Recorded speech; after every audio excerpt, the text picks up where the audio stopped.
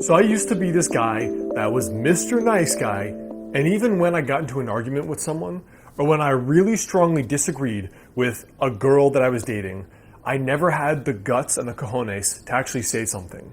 Now, over time, this became a humongous problem in my life, and it made me realize one of the biggest lessons to life that I want to share in this video, which is the congruent language effect.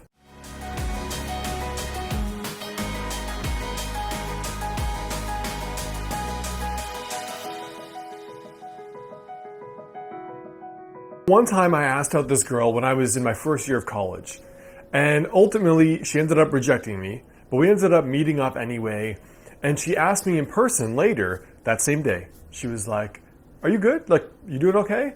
And I was like, yeah, no, I'm totally fine. It's all good. It's cool.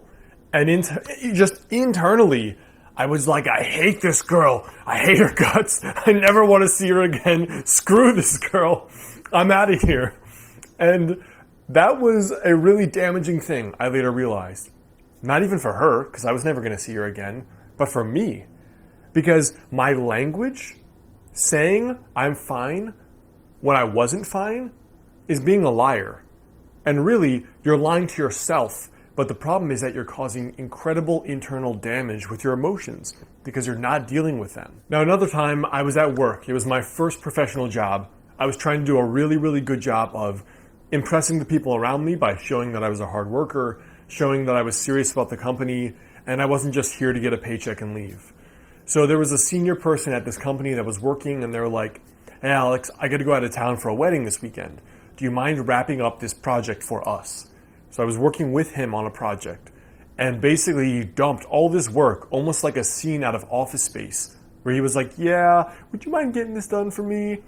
Now internally, I was like, screw this dude. Like, the hell, this isn't even my job. This was mostly his work. But I suppressed that feeling because I was like, well, Alex, don't you want to impress the people here? Don't you want to show them your work ethic? Don't you want to just get this stuff done? And so what I said, yeah, sure, was not congruent with how I really felt. And sometimes it doesn't mean that you're like, no, I hate you, screw you at your new job. But what it means is actually having the gall to draw a boundary and say, I really have stuff to do on the weekend myself. Can we maybe do this on Monday when you get back? That by itself creates a congruent expression of your actual emotion. Now, why is this really important, besides just not being a nice guy or a nice girl? What's crazy is I've actually been doing some of my doctoral work studying spontaneous remissions in cancer. And one of the links I've been studying is the link between people who suppress their emotions, have repressed emotions, and people who develop cancer.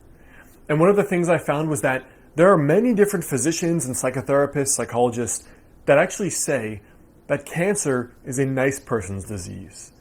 That it occurs frequently, more often, in people who suppress their own emotions, suppress their own needs, and they put the needs of others above themselves. In other words, people with weak boundaries. But the other reason for this is that if you are not being congruent with what you say and how you feel, you're generating negative emotions within yourself. And that by itself is going to have to come out eventually at some point or another, and it sure as hell ain't going to be pretty. So here are 3 examples of how you can work to be more congruent of what you feel and how you say it. So for example, when you're tired, you could say, rather than saying, life sucks, I hate my life, you could just say, I'm goddamn tired today. Or when you're going through life stress, don't say, it's never going to get better, I'm in the little mopey phase. Say, right now, honestly, I feel like shit, and I don't know if it'll get better. Or when you're going through a health crisis and you aren't getting any answers, don't say, it's incurable, no one can figure it out.